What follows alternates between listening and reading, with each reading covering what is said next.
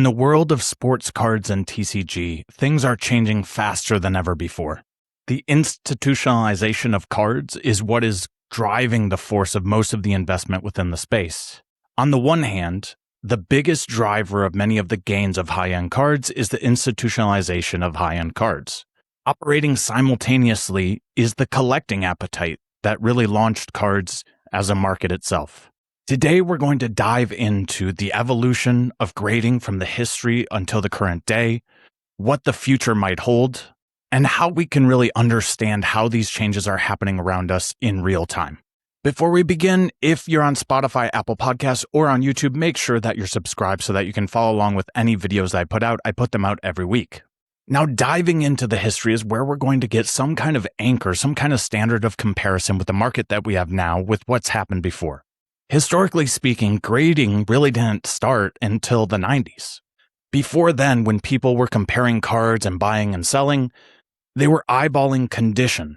And in order to make the purchases and sales, the buyers and sellers really had to agree upon the condition together. This was, of course, before the internet, so all of the things would happen live at trade shows or in personal meetups. As the world moved into the information age in the 2000s, grading levels started to slowly rise. Yet still, card enthusiasts were very hesitant to make purchases online. Similar to Bitcoin when it first started, adoption rates are always going to be slow at the onset. People still wanted to feel a card in their hands. They wanted to see it themselves, live and in person. In a word, trust really hadn't been developed yet in the marketplace. In the mid-2010s is when we really start seeing a stir-up of card activity online. Most of the comps that you go and see on Card Ladder are going to be at oldest 2014, 2015, somewhere in that range. You might see some 2008 here and there, but very rare. Most of those sales took place on places like Heritage or the old PWCC marketplace, which is now Fanatics. These marketplaces, auction houses, already had the trust that was needed for people to be able to make these purchases and sales. At this point in the mid-2010s, this is when trust started to build, and this is when adoption rates started to spike. We all know that everything went bonkers in COVID, but there were many years leading up to that where trust was still being built in the marketplace. And the confluence of factors that involved COVID, which have been covered by many, many people, creators, and just people on blogs, normally highlight the same factors. The rise of influencers happened, which drove a lot of eyeballs where they needed to go. Hype culture became more and more prevalent. Surplus put some money in people's pocket. And the general lack of identity and uncertainty that happened during COVID, all of these factors together made for the crazy COVID run-up. I've spoken extensively in other videos about why that was different from now, so make sure to check those out. I'll put one at the end of this video for you. But we're not dealing with that here. One massive side effect, or you could say symptom, of this whole explosion during COVID, though, was the rise of grading to establish markers that would make things less subjective and more objective. Remember, until then, people were eyeballing things and trying to agree upon a condition. But for a market to truly explode, you need everyone to be able to agree on prices and values. Tools like Card Ladder at this time rose up, and they provided search history and comps for people that were looking for some sort of source of truth. It was grading that was the real key. Now, one huge caveat to agree upon here, everyone's going to tell you to buy the card, not the grade. I'm sure you've heard this as much as I have. And at the time when grading was really in its infancy in terms of total value of the market, this was really sage advice. Add to that situation that PSA at the time was dealing with cards that weren't really valued. So for them, dealing with this card grading thing wasn't high priority or a high ticket item. I even went over this last December when I talked about how PSA was actually a coin grading company to start. The majority of their revenues were from coin grading up until 2020. 2020 was truly the explosion of grading for PSA and for Beckett, which at that time, Beckett was the leading grader. And the massive volume surge that accompanied the COVID era created the first true asset-backed situation for TCG and for sports cards simultaneously.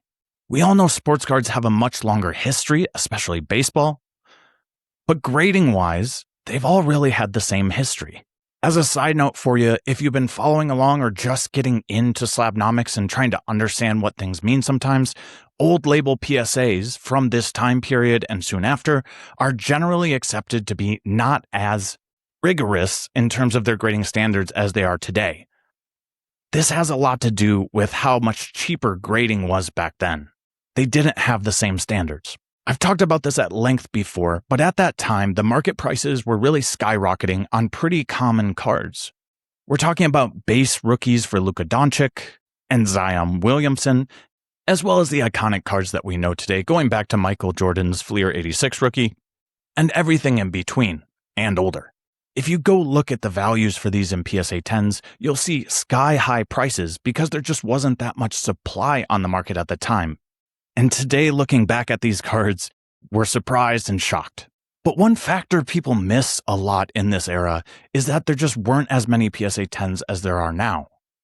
The inflation of the number of PSA 10s across all submarkets, sports and TCG alike, has been truly massive. So when you look at those prices before, there were generally much less population than there is now for those cards. After COVID, everything took a total fall. Many cards lost as much as 70%, and many cards have never recovered since. Fast forward to January 2025. This is what I call the start of the AI bull market for cards. What had begun during COVID that a lot of people gloss over is the institutionalization of cards as assets. We saw many funds that were arising during this time, and many tools that tried to mimic equity-like situations for these cards as assets. A good example comes to mind of Rally, which would hold an asset, say a Charizard PSA 10 First Edition Holo, and it would then issue fractional shares of ownership for anyone that wanted to buy into that asset. You could own 1/100th of one of those cards if you wanted. They would then seek to only sell the card if a majority voted, and this was something very popular at the time. Institutionalized asset-backed securities was something made popular in housing, in stock market equities, and now in cards. Coming back to 2025, what we're seeing now is the next wave of institutionalization. Harkening back to that Rally example, that created stock market-like indexes, and what we're seeing now in the AI wave is more advanced asset-backed securities like funds that are organized specifically for alternative assets, even funds created by the likes of Mr. Wonderful, Kevin O'Leary of Shark Tank fame, and we're seeing many more celebrities with name cachet like Tom Brady enter the space. Before I give you the next thing that's happening right now that's almost as important, make sure to like this video on whatever platform you are. That really helps the channel. Thanks a lot. And many gains that we're seeing in the AI bull market are indeed thanks to repackers and breakers. The main manufacturers, Topps and Panini, have long understood that there's a gambling itch that's going to be scratched in the past 5 or 6 years. And we've seen the manufacturers do things like up the number of parallels, create case hits as a chase, and create new types of rarities for people to go after. These manufacturers are very cognizant of what people want and what the psychology is behind what they're chasing. Similarly, the rise of breakers and repackers is no mistake, but it's the logical progression of how supply is put forth into the masses. As pull rates for chase cards got worse and worse, breakers got more and more powerful as people wanted the ability, the chance to be able to pull one of those, but didn't want to make the full investment into buying a hobby box or a booster box. The logical next step was repackers, who gave you a checklist where you weren't going to get absolutely burned on the low end, and you still had some upside to grab that top chase card. Now, why is this important when we're talking about grading? Repackers have caused most of the population to be swallowed up in this endeavor. What was once a collection appetite or a completionist appetite for people wanting to complete sets or collect the players or teams they liked has migrated more into the legalized gambling aspect that the stock market has also taken a hold of. Think of Robinhood coming to the market for stocks and how that changed the game with their bright colors and their knowledge of psychological triggers. Profit has become a game, and this is one game where institutional money is flowing into heavily. Because repackers are swallowing up all these slabs, and you may have heard this become very prevalent at card shows that you're at, where these repackers are actually paying people to go out and buy all the slabs they can find at certain price points, swallow them all up so that they can source these out to their willing customers. So grading has legitimized supply. And that brings us into our current phase, a phase where most of the graders are shutting down their bulk submission tiers. The most recent grader to do this was Beckett, who in the last 10 days or so has shut down any tier below $79.99 a card. As we all know, I'm sure PSA did this months ago. But what you might not know is that Tag did the same thing recently. For the collectors, for those just trying to get nice slabs to have their cards in, this really only leaves CGC as an option that's not cost prohibitive. CGC is the only one of the top 4 graders that currently has the bulk submission available, and I don't anticipate that lasting for much longer. If there's one thing I've talked about till I'm blue in the face, it's that demand cascades down. First, it starts with PSA, they shut down, then it goes to Tag, they shut down, goes to Beckett, shut down, CGC's the last one, they will be absolutely hammered with demand. So anticipating that value tiers and bulk tiers are actually going to be out of commission for the next 6 months, maybe a year, where's that going to leave us if and when it does happen? If it costs you $80 to grade any card, what cards can still be graded? Logically speaking, the potential for profit, if you're paying $80 for a card for the chance to get a 10, is going to be dependent on what a raw card is, a PSA 9 is, and a PSA 10 is, or any of the other grades that you choose with the other graders. A lot of people will look at BGS as a foil for that because they do have the 9.5, which does command pretty decent values these days. But using PSA as an example, if my raw card is $400 and my PSA 9 might be $500, but a PSA 10 is $1,000, is that worth going for a grade? Maybe, but there's one factor I didn't talk about yet. Time. If you had to wait 2 weeks to realize a net gain of about $400, it would make a lot of sense. But if you have to wait 3 months, sometimes 4 months to get that card back and realize that gain, at a time where things are shifting quickly and constantly, more and more people are going to see that not make sense. So in terms of collector demand, we're going to see that grind to a standstill in terms of supply coming in. Cards that are $500 and under in a PSA 10 are probably not going to be submitted anymore for a while. Same with BGS and Tag. CGC will still gobble up some of the low end until that shuts down too. But the high end will continue in their grading. Because honestly, the market environment that we have right now is very conducive to collectibles continuing to rise. AI is creating more and more efficiencies, which is why I labeled it the AI bull run. Forecasts for GDP, which is the global domestic product, a measure of total overall economic activity, are going to rise because we're going to get more and more operational efficiency in existing businesses. This is going to drive lower overhead, which is going to increase corporate profits and make them able to put out more products, more services, etc., boosting the overall economy. The effects of this could be more massive than you truly realize, especially in the United States, where we are the origin of a lot of the AI companies, with Silicon Valley. Now that we've gone over the current status of everything, here's some predictions for you. First, I think the PSA 9 to 10 ratio in most of the cards that are lower value are going to actually come closer together. Because there's going to be less slabs available for these in the next coming year, we're probably going to see PSA 9s go up more. Another reason for this as well is because the PSA 9 to 10 ratio is mostly driven by population. If there's a whole lot of PSA 10s and there's even more PSA 9s, people that want to have that card are probably just going to go for the 10 and not worry too much about the 9. Historically, that's been the case over the past year and a half. But as we've seen those 10 values go up, another important thing to remember is that people get priced out of those PSA 10s. And at a certain level, when the PSA 10s are too expensive, people start looking for the PSA 9s. This is another reason why the PSA 9s keep boosting up right now, and a lot of the PSA 9s are outperforming PSA 10s, as I talked about in one of my most previous videos. The second prediction for you around this is that I don't believe that PSA 10s are going to go up that much more. They're not going to climb as steadily as we've seen recently. This is because of the bifurcation of the grading paths. We're going to continue to see PSA 10s up their populations, but PSA 9s are probably going to be pretty consistent, at least in the high value cards. The third prediction, and this one is going to be the most practical for you, is that I believe, especially in Pokemon, we're going to see CGC 10 Pristines go up in value compared to the PSA 10 counterparts.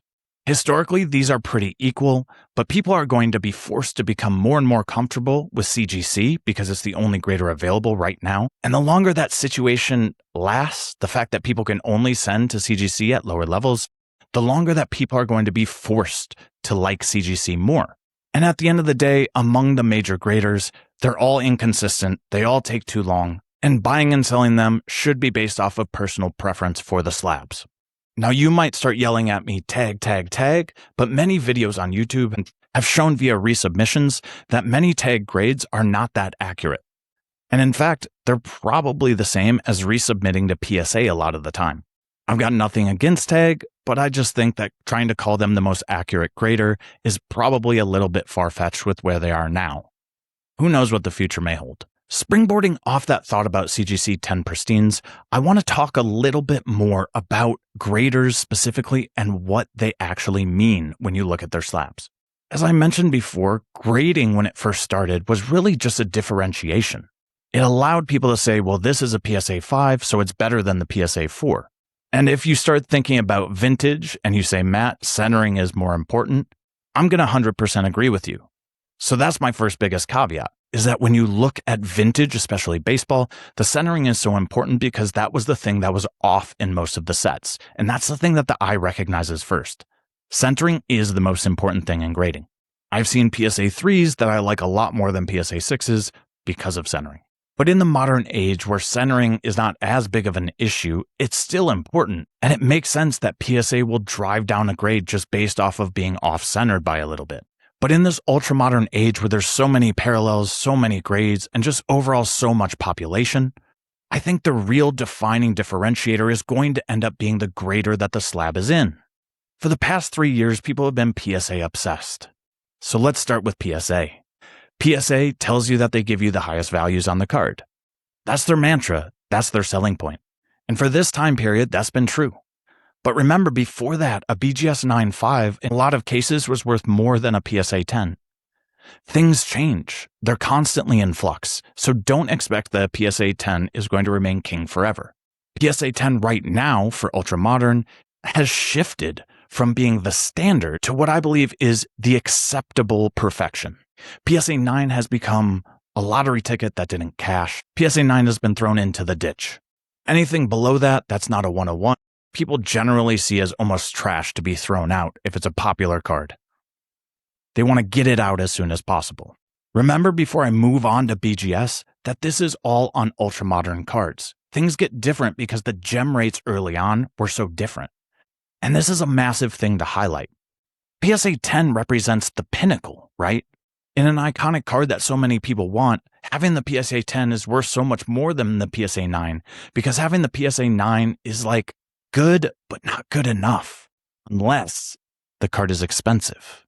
Then as you go down the grades, it becomes more and more good enough the lower you go.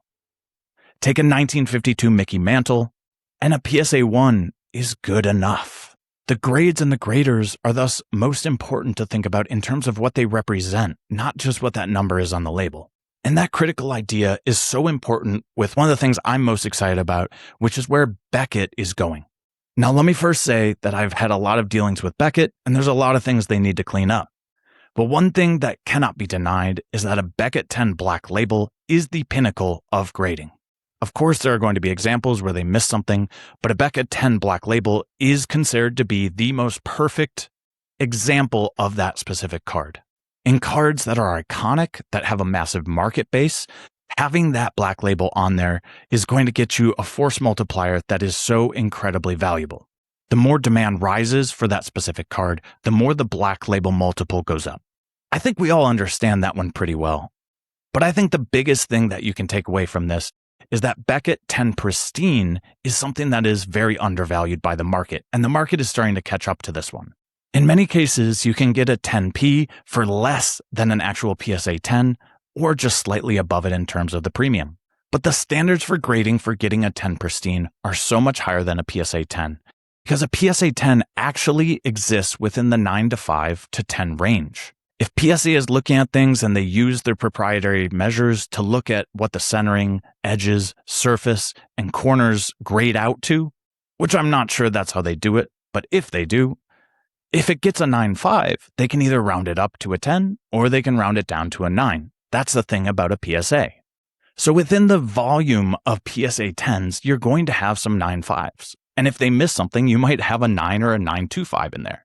But at Beckett, someone had to actually slap the 10 Pristine on there. They had to say this is better than a 9.5 and it's not quite the black label.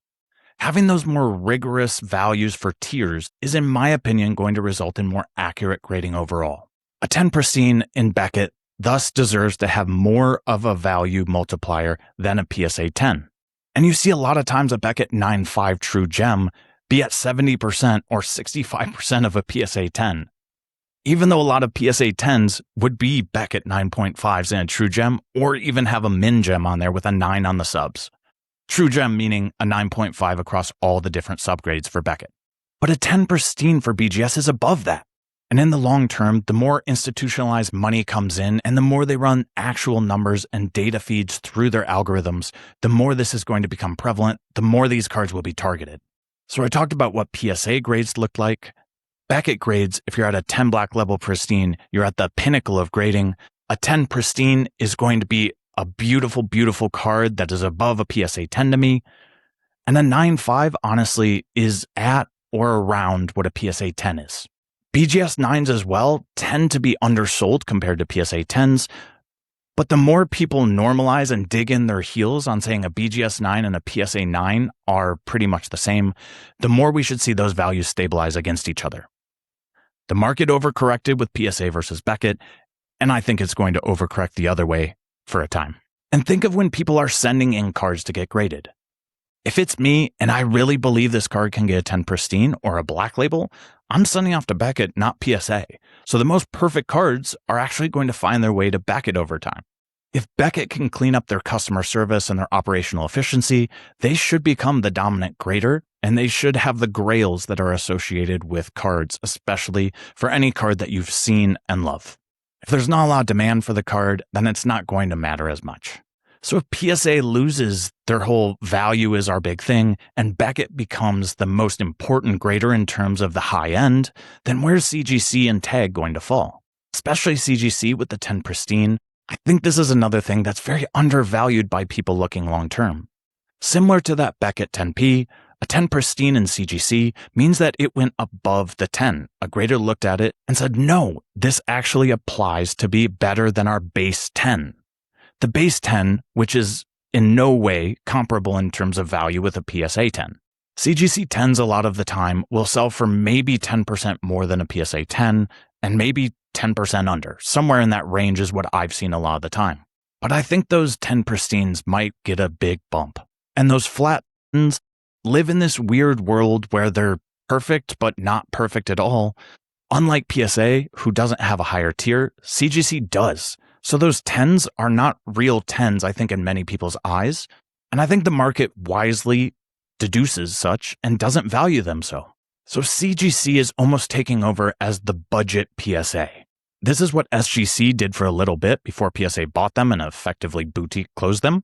But as I talked about earlier in this video, the longer CGC is able to keep their value in bulk going, the more market share they're going to grab from PSA. So I could definitely see CGC become the standard for any cards that are below about $500 in a 10. The market takes some time to acclimate, but then it does catch up quickly. And they're just going to become more affordable, especially for the people that collect, which is something that PSA is almost pricing out of the people using their grading service. And repackers like PSA too, I think that drives home the thesis even more. Repackers are going to do PSA for a while, PSA is going to lose some of its sterling reputation, and things are going to move more into CGC. Where does that leave TAG, which everyone wants to hold up as the most accurate grader? Take a little dive on YouTube if you don't believe me, but many times people do resubmissions through other accounts, and they find that TAG doesn't have the most accurate grades. You'll see grades go up a point, sometimes a point and a half, sometimes an 8 becomes a 10. And if you're using AI grading that scans everything the same way every time, that's impossible. Of course, there's human error, but I've seen many of these regradings happen enough to think I don't really know what's going on at tag, and I feel like a lot of us feel that way. Tag enthusiasts are, of course, going to think it's the best because you can offload any kind of human error, but there is human error still happening. And that's well documented at this point. So tag's a maverick. It definitely has some powerful people behind it and a lot of money, and maybe at some point they'll make it so that the grading is ironclad. If that ever happens, then I do believe that tag may take over as the single source of truth in grading. But until we get evidence of that and are shown transparently how that will happen, people are going to still try and find cracks. And if you're an AI grader, you can't have cracks. So in summary, we've come a long way since we are eyeballing cards for values. Setting standardized values and grades is what's allowed this market to really pop up and get a lot more activity flowing in terms of how the supply and demand are moved around. As things continue to shift in this current economic climate, we need to understand ways that can play out in the future, and we need to be able to maneuver within those ways. There's a phrase that I love, adapt or die, and I think this is really relevant within cards. Understanding that PSA dominance won't last forever and is already giving way to the higher level gradings through Black Label and 10Ps, as well as the fact that CGC is going to take a lot of their market share in the lower end, means that I think we're at one of those inflection points for change. But what are your thoughts on this? What are you seeing out at card shows? What are your friends telling you? How are people starting to change in how they communicate and refer to things? Feel free to leave a comment on this video if you're on YouTube, or go on over to Slabnomics at Instagram. Always love to hear what you guys think about this stuff. That's it for me today. If you enjoyed this talk about grading, I am going to put another video for you here, which is going to go into it even more, a past one that I've gone over elements like this. I hope you enjoyed it. And as always, keep building, and I will talk to you later.